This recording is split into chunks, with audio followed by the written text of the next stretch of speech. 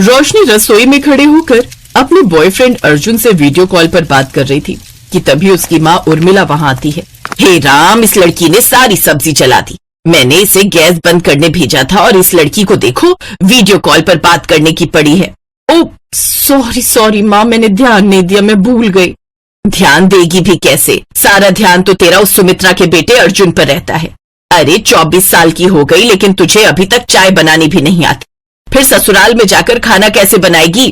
रोशनी अपने पड़ोस में ही रहने वाले अर्जुन से प्यार करती थी। अब उसकी शादी की उम्र हो चली थी लेकिन रोशनी को खाना तक बनाना नहीं आता था। उसकी इस आदत से उसकी माँ काफी परेशान थी। तो वहीं दूसरी तरफ अर्जुन अपनी भाभी के बनाए हुए खाने में कुछ न कुछ कमी निकालता रहता। ओफो, ये क्या भाभी, आज फिर से आपने इतनी पतली दाल बना दी, इसमें इतना पानी डाल दिया। अगर ऐसा ही है ना देवर जी, तो अब ब्याह करके अपने लिए कोई बीवी ले आओ, वही आकर बनाएगी तुम्हारे लिए बढ़िया बढ़िया पकवान। सुमन गुस्से में अंदर चली जाती है।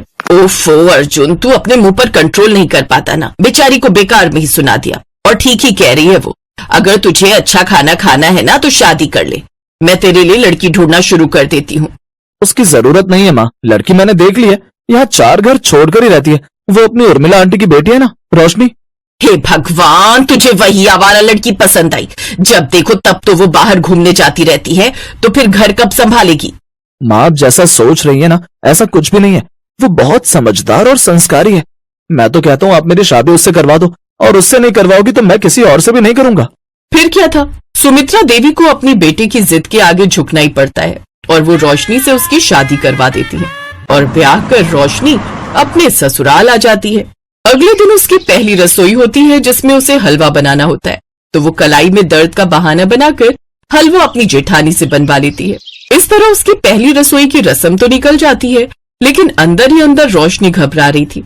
हे भगवान, मैं घर का बाकी सारा काम देख लूंगी, बस कोई मुझे खाना बनाने के लिए ना कहे बस। रोज उसकी जेठानी, रोशनी चलो जाओ रसोई में जाकर सबके लिए खाना बनाओ, कुछ ही देर में सब खाने के लिए आते ही होंगे। अच्छा तब तक मैं दूसरे काम निपटा लेती हूँ, किसी चीज की जरूरत होगी तो मुझे बताना। हाँ, चलो इसी बहाने मुझे भी आज रसोई से छुट्टी मिल जाएगी। ये कहकर रोशनी की जेठानी सुमन वहां से चली जाती है। रोशनी रसोई में जाती है तो उसे कुछ भी समझ नहीं आ रहा होता। फिर वो घबरा कर अपनी माँ को फोन लगाती है। माँ, मुझे खाना बनाने के लिए बोला गया है, लेकिन तुम तो जानती हो ना मुझे खाना बनाना नहीं आता। तभी तुझे कहती थी सीख ले, लेकिन तू मेरी सुनती कहाँ थी।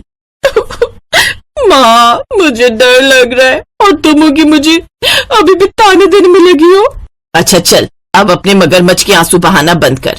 मैं ही कुछ देर में खाना बनाकर तेरे घर के पीछे आती हूँ, तू रसोई की खिड़की से खाना पकड़ लेना। कुछ देर बाद उर्मिला खाना बनाकर ले जाती है और रसोई की खिड़की से रोशनी को पकड़ा देती है। Oh thank you so much माँ, तुसी ग्रेट हो। I love you, I love you, I love you. अच्छा चल, अपना ध्यान रखना, मैं चलती हूँ। कुछ देर बाद रोशनी सबको खाना बनाकर परोसती है तो इतना टेस्टी खाना खाकर उसकी सास उसकी खूब तारीफ करती है। बिल्कुल ठीक कहता था तू अर्जुन, रोशनी बहू तो बहुत अच्छा खाना बना लेती है, नहीं तो बड़ी बहू से तो आज तक इतना अच्छा खाना नहीं बना। बड़े ही अजीब है मेरे ससुराल वाले, जिस थाली में खाते हैं उसी में छेद करते हैं। आज तक इतने सालों से मैं इन्हें बनाकर खिला रही हूँ तो मेरी तारीफ तो एक बार भी नहीं की। ठीक है माँ, अगर ऐसी बात है तो आज से सुबह शाम की रसोई रोशनी संभाल लेगी और खाना वही बना देगी और घर के बाकी काम सुमन देख लेगी।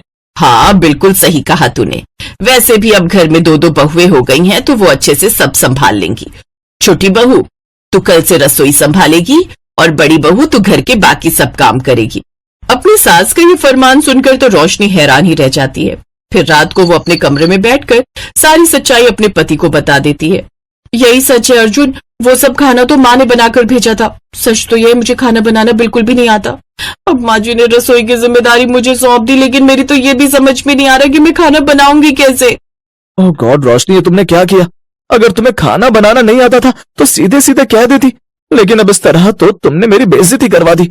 मैंने तो घर में सबसे तुम्हारी इतनी तारीफ कर दी थी, लेकिन अब मैं क्या ही करूं? हाँ आइडिया, मैं माँ को सब सच बता देता हूँ, वो अपने आप तुम्हें खाना बनाना सिखा देंगी। नहीं नहीं नहीं नहीं नहीं, मैं नहीं चाहती कि ऐसा करके आप सारा भांडा फोड़ दो। आप टेंशन मत लो, जब तक मैं खाना बनाना नहीं सीख जाती ना तब तक मैं माँ से खाना मंगवा लिया करूंगी। अब तो ये रोज का ही हो गया। वो रोजाना ही अपने पति को कहकर चुपके से अपनी माँ के घर से खाना मंगवा लेती और सबको बिना कुछ बताए वो खाना परोसती। इस तरह सभी उसके खाने की खूब तारीफ करते। अब तो रोशनी को पका पकाए खाना मिल जाता तो वो सीखने की भी मेहनत नहीं करती। ऊपर से पड़ोस में मायका होने के कारण वो जब मर्जी उठकर वहां चली जाती। ऐसे ही सब चल रहा था।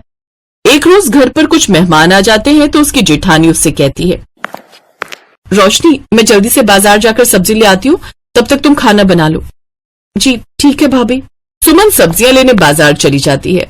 उधर रोशनी लगातार अपनी माँ को फोन करे जा रही थी, लेकिन तबीयत खराब होने के कारण वो सोई हुई होती है और रोशनी का फोन नहीं देख पाती। कुछ देर बाद सुमन बाजार से लौट आती है। क्या बात है रोशनी, तुमने अभी तक खाना नहीं बनाया?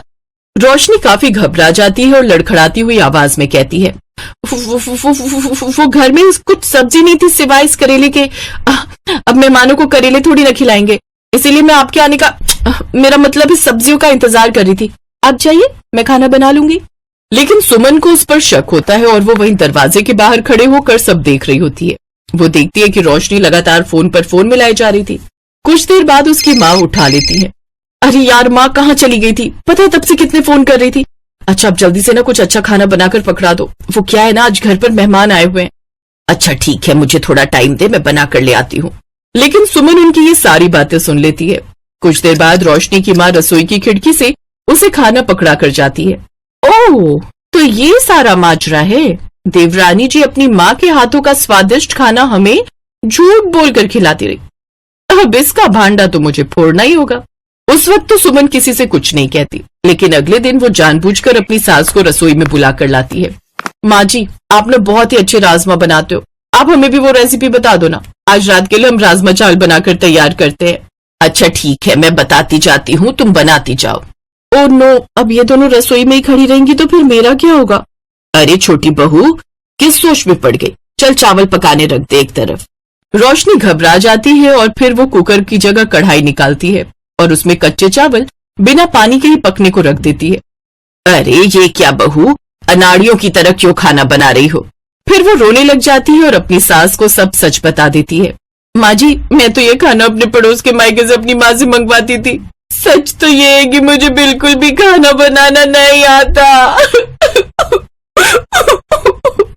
देखा माँ जी, आप जिसकी इतनी तारीफ करते थे उसे तो ठीक से गैस तक जलाना नहीं आता। इसने अपने पड़ोस के मायके का खूब फायदा उठाया है अपनी माँ से खाना मंगवाकर। और आप हो कि आप तो बस मुझे ही ताने देते रहते थे। अपनी जेठानी की बात सुनकर रोशनी रोने लगती है। तभी उसकी सास अपनी बड़ी बहू से कहती है, तू चुप कर, जब तेरी शादी हुई थी तो तुझे कौन सा खाना बनाना आता था? तूने भी तो बाद में अपने मायके जा जाकर ही धीरे धीरे सीखा था। और रोशनी बहू, इसमें रोने वाली कौन सी बात है?